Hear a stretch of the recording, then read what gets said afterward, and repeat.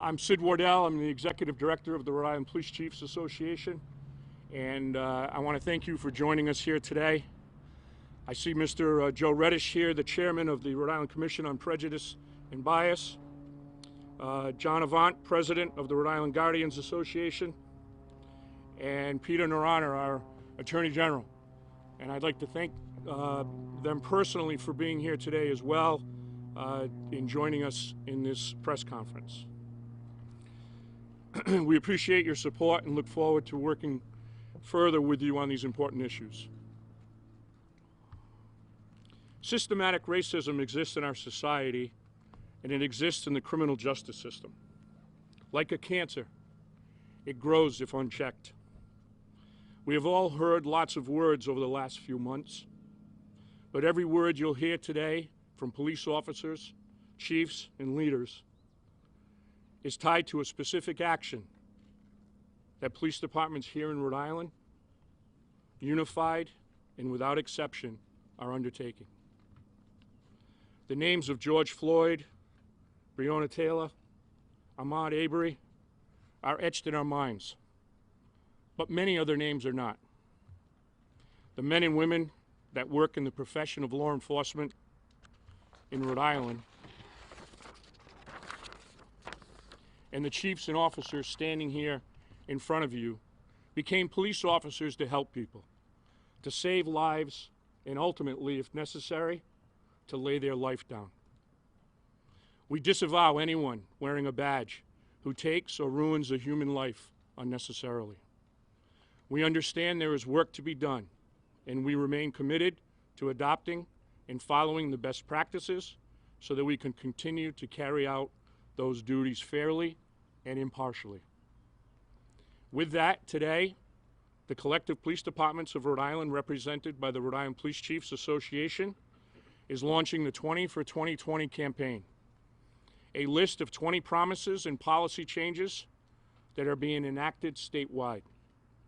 This is a unified effort. We recognize we cannot create systematic change in our state by doing it piecemeal. This is and will continue to be an ongoing effort to combat systematic racism and form sustaining foundations for safe and secure communities. I'd like to now introduce Chief Brian Sullivan of the Lincoln, Rhode Island Police Department and our current president of the Rhode Island Police Chiefs Association to talk about the plan that we've created as a result of that reflection.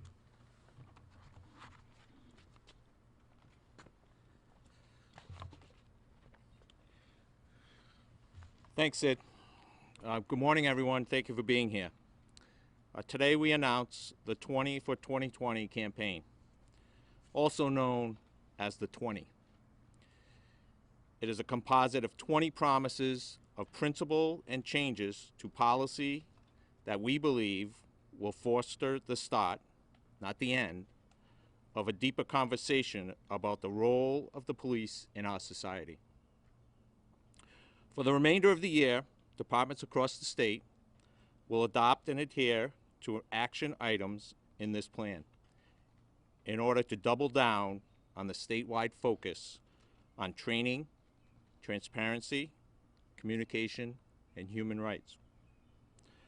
This plan was created through statewide cooperation and feedback from all chiefs to capitalize on what we have been doing already and will do in the future to best serve our residents.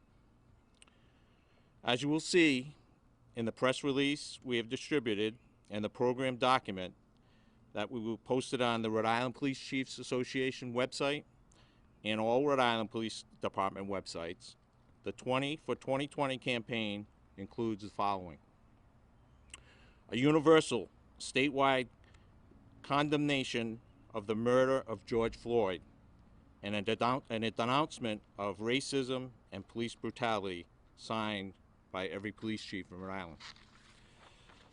A re-emphasis on training standards such as de-escalation, implicit bias, and defending the profession of policing as a vehicle to ensure not only public safety, but public wellness.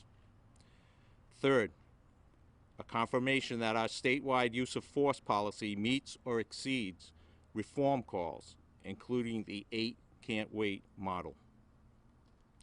Fourth, defending and upholding the right of people to protest and peacefully assemble without interference. Fifth, upholding and defending the right of the news media to do its job and require that officers provide their name and badge number whenever asked. Sixth, requiring all agencies to post their use of force policies and other important policies and procedures publicly. Seventh, setting a goal for every single police department in the state to achieve accreditation, creating a more even playing field statewide, and ensuring more equal application of the law to our communities. Eighth, ensuring that every police department's website has a place for the submission of complaints and that every complaint is reviewed.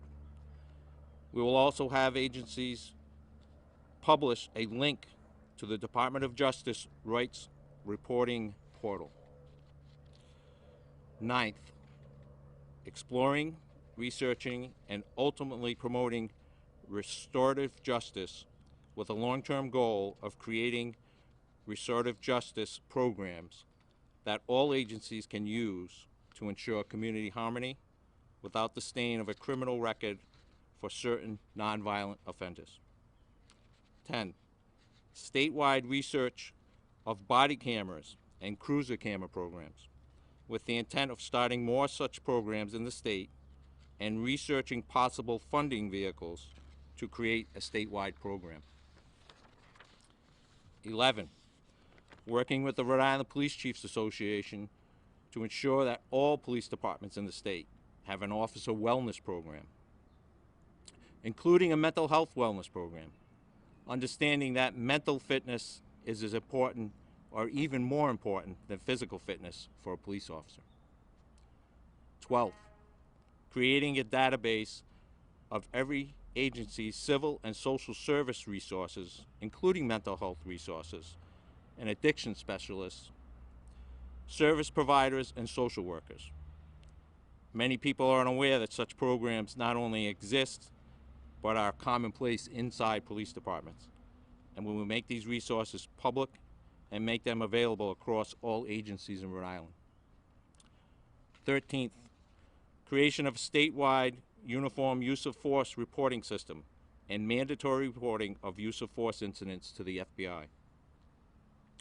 14th, every police chief in the state commits to a public or online open forum with his or her community on a regular basis.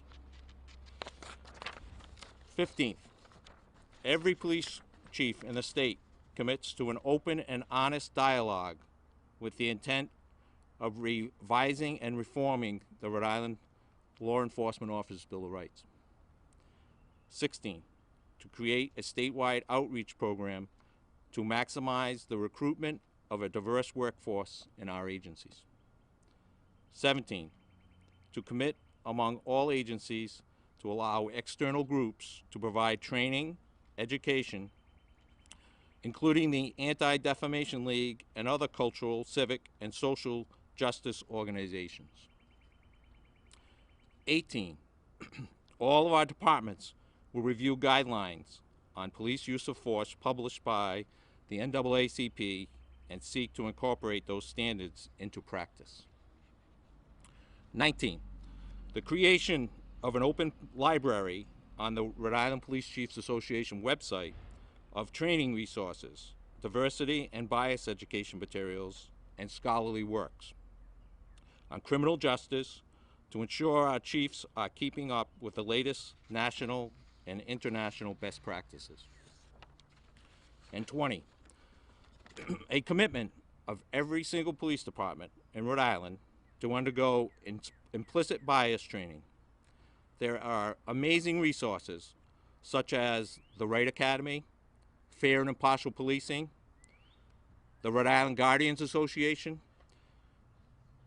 that specialize in educating police officers on how to look inward to understand that systematic racism is not always or even usually an overt act, and by recognizing and addressing our implicit biases, we believe we can go a step further toward equal justice and safety for all.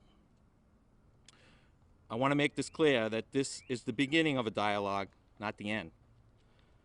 Many of the 20 promises can be enacted today. Others will take considerable diligence, research, and time. I also stress that this is not an all-encompassing list of policy changes and principles, but it's a starting point.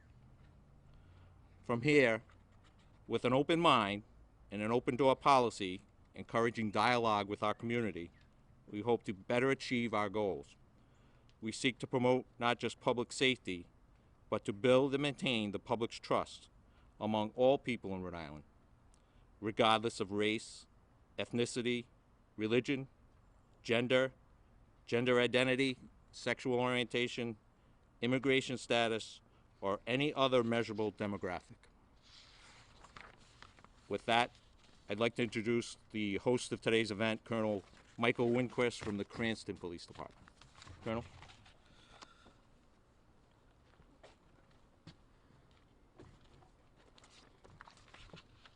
Thank you, Chief Sullivan. On behalf of the Cranston Police Department, I just want to say how proud I am to host such an important announcement for the future of policing in this state. The sheer number of chiefs behind me here today is a true testament to how committed we are to improving the safety of not just our own individual communities, but all of Rhode Island. We've listened to ways we can bolster many of the programs we've already implemented and discover new ways to best serve our community. This is a profession that's ever evolving and growing and will continue to do so in the years to come through collaboration, not just amongst our peers, but with the communities we took an oath to protect and serve.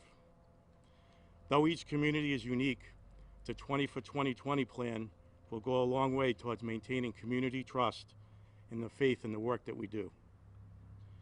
The overarching message throughout all of this, I hope, is clear. We're all in this together, and we're all working together to end systemic racism that's plagued our society for far too long. I'll now introduce the Chief of the Pawtucket Police Department, Tina Goncalves.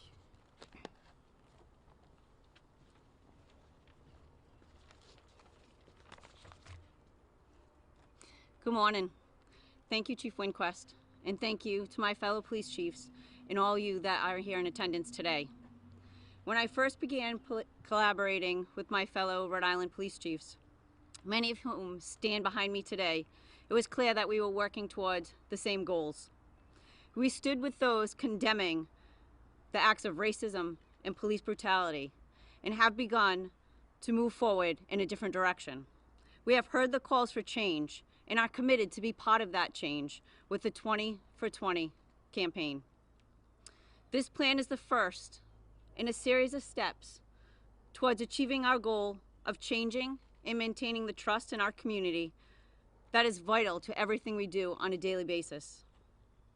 It is not enough to say that this plan, coupled with programs we already have in place, will be enough, but it is a start. Ending systematic racism in the criminal justice system is a responsibility we take seriously, an acknowledgement that things cannot continue as they have before. It is a time for change, and the time for change is now. We will continue to work hard to understand the different cultures and groups that make up not just the city of Pawtucket, but the entire state of Rhode Island. Racism and bias cannot be solved by one individual or one group alone. It takes a community to solve it. It's something that we must work together on as a group in order to bring about the change that we must have. I believe the 20 for 2020 campaign is a step in that right direction. At this time, I'd like to introduce Chief Arthur Martins from the North Providence Police Department.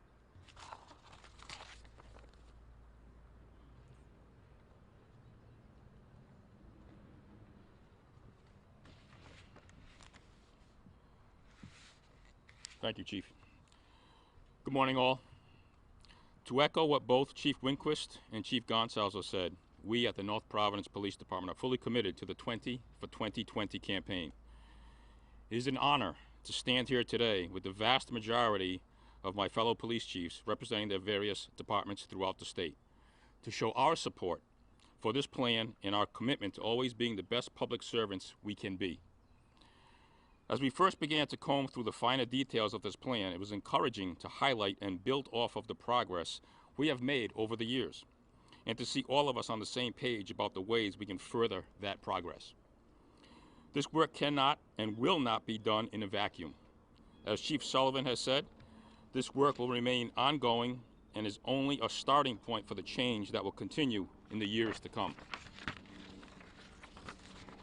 We remain committed to sharing regular updates with the community as we work through the action items laid out in the plan in order to remain transparent and accountable. Thank you again to all who came out for this important announcement. And with that, I'd like to open it up to any questions you may have for anyone in attendance here today. Colonel, how much of a stumbling block is the law enforcement officer's Bill of Rights to enacting change, and what kind of changes would you get behind to change the Bill of Rights? What kind of change is needed there? Anyone?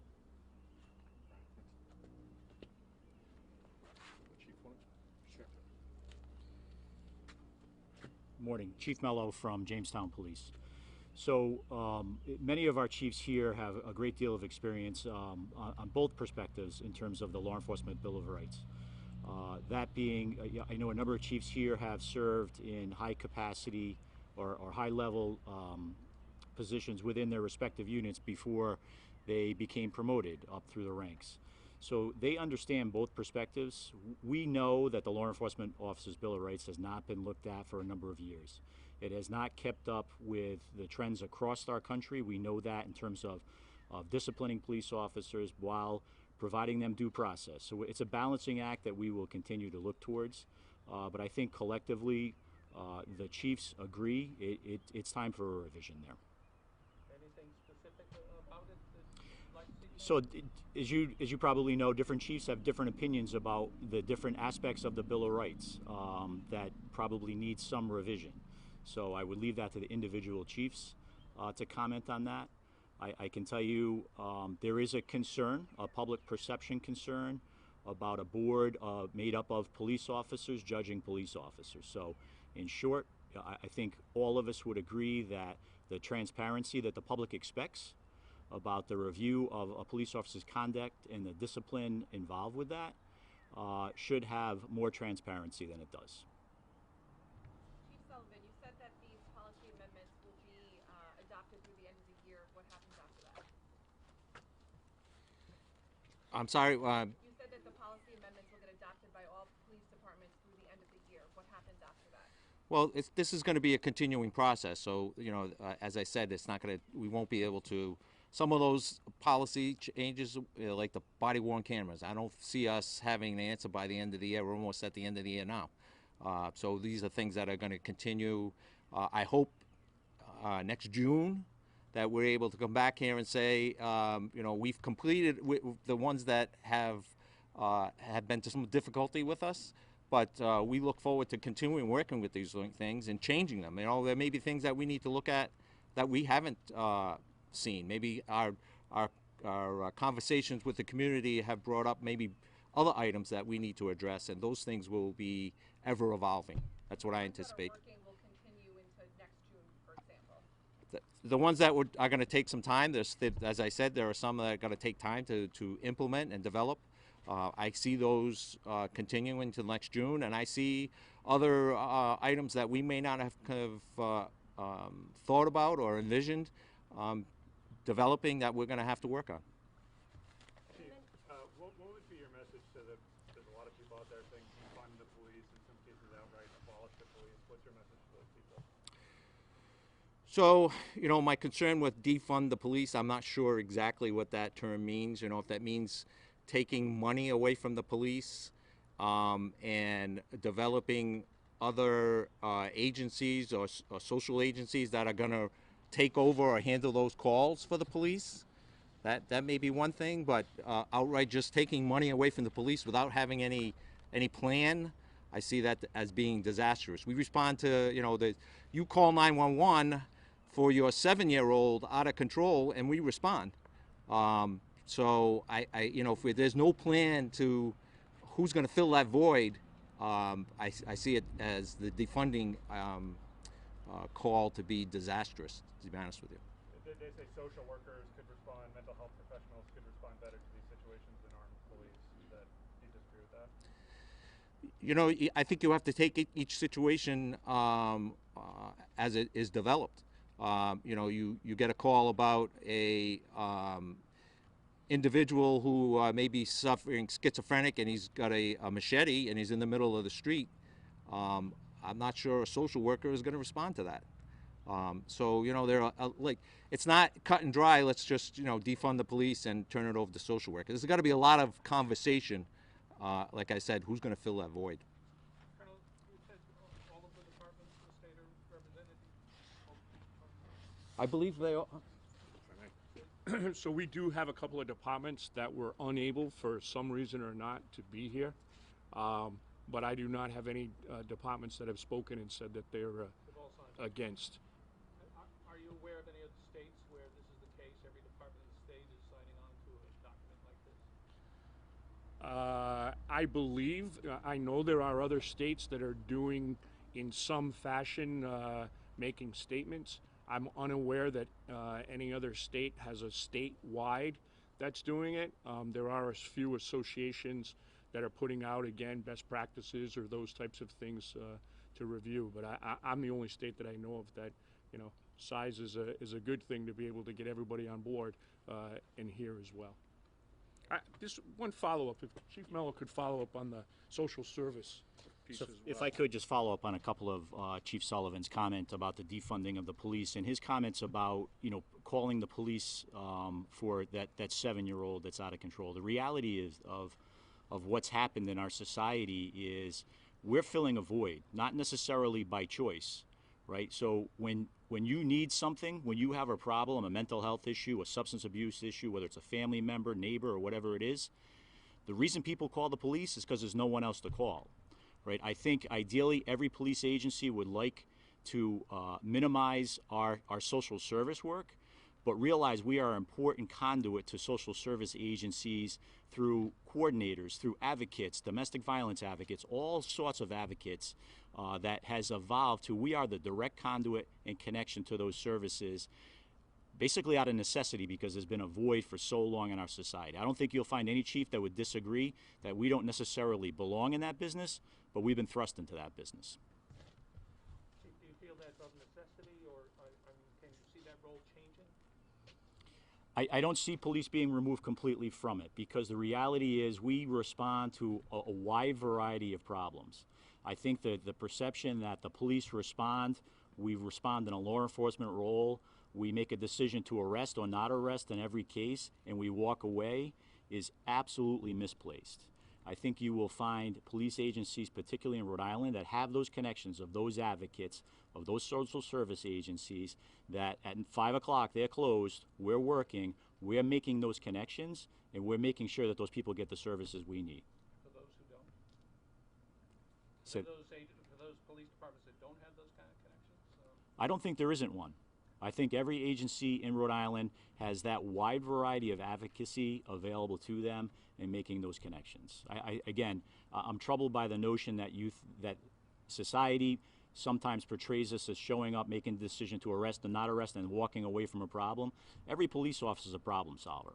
So we're solving neighborhood problems, mental health problems, addiction problems. We're doing all of that problem solving, working with our partners through a variety of advocacy that's happening. So do we want to be in that position? Not always, but we've been thrust upon, that's been thrust upon us based upon out of necessity because there's a gap there. There's no doubt about that.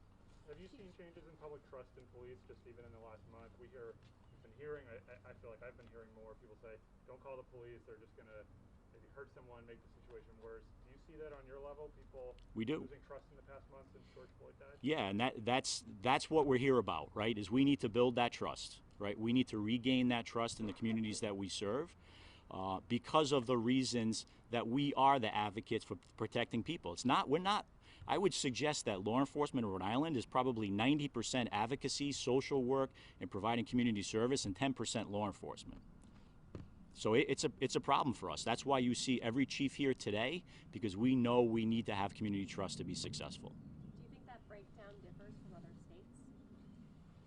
In terms of the trust, I can't base on other states. I like to believe that the by and large, the residents of Rhode Island trust their law enforcement agencies. Every chief here has worked very hard to build trust and relationships within their communities way before last week. Chief Sullivan, you mentioned specifically also body cameras. Of course, it's a big request right now to enhance transparency. Can you explain a little bit the challenges getting there and when we could potentially see body cameras in all departments of the state? Sure. The major challenge is funding, right? You know, we've had estimates of, you know, $100,000 to outfit an agency, you know, with cameras, and that includes the storage and the fees for retrieving. The other issues are who's going to be in charge of that video or that recording after it's where it goes up to the cloud or wherever it goes, the storage of it, and who's going to be in charge of that? How do you redact it? How do you get it to people? So there are a lot of challenges with body cameras. Those are the things that I see the challenges. I don't see the challenges of anyone saying they don't want to wear a body camera. Do you think that it could be a reality, like you said, maybe by this time next year, that we see them in all departments? It depends on the funding. I mean, if you look at, I think if you talk to every chief here, they've probably had a conversation or a hard conversation with their mayor or town administrator about the funding starting July 1st. As you know, what you're going to have to look at things that you got to cut because of what took place with the coronavirus. And I'm sure that every single budget is to the max right now. There's not much wiggle room. So, you know, that's why we have to look at where can we get this funding from. Are you looking at options of taking from other pieces of the police budget, of the budget dedicated to police, and putting that forward? So that would be a decision for every single chief to make themselves. You know, they run their own budget, they look at their own budget, and they would have to have a conversation with their, you know, mayor or town administrator to determine if that's possible. I guess the question is body cameras a higher priority than some of the things that are being budgeted for right now? Well, to be honest with you, the budgets have already been set. Budgets start July 1st. So I can tell you my budget was put in February. And then all of these things took place, and the coronavirus and everything else. So my budget was already passed. So you'd have to ask the individual chiefs, but I think they're probably in the same spot because July 1st is next week. And most line items have already been established. Do you expect police officers to be laid off because of the financial challenges anywhere in the state? I have not heard that, no. If I might, just on the notion of the body cameras, as a part of our packet, and as we indicated, there is a full study that the Rhode Island Police Chiefs Association did in 2016. Many chiefs have gone back to that study, and you know, as a review, obviously. But the numbers that we have are legitimately around $3 million to maintain that every year. So when we hear that, you know, you can get a camera for X amount of dollars, that's not the cost that law enforcement is worried about. Law enforcement is worried about sustaining that program and keeping that going. And that, you know, we have numbers that and there are 2 departments in the state that do have cameras, so we're basing some of those numbers from there as well. But it's around $100 per officer per month for maintenance and storage and everything else that goes along with that. So, you know, we've got approximately 2,800 police officers in the state of Rhode Island. So that's where your $3 million comes from. Not that every officer would have it, but there's, you know, that averages across the state on getting those numbers. So that report is in there. We included that in our packet as well. Chief, going back to the 20 promises, I know this will likely differ department by department, but will there be workshops to train the officers on these promises and bring them up to speed, that sort of thing, for the men and women who are on the streets with people every day? So I envision, as you said, some agencies will have their own training. I envision working with some of those groups that I mentioned to bring in some training. We brought training in last year, working with the Rhode Island Commission on against bias and prejudice. We brought the Matthew Shepard Foundation in to train on hate crimes. I envision us working with them again to try to bring in some training statewide that all departments will be able to attend.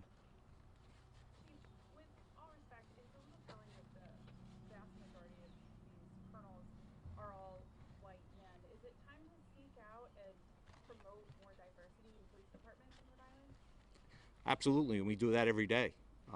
That's one of the tenets that we have, is to work with the community to bring in more people of color and more females. Absolutely.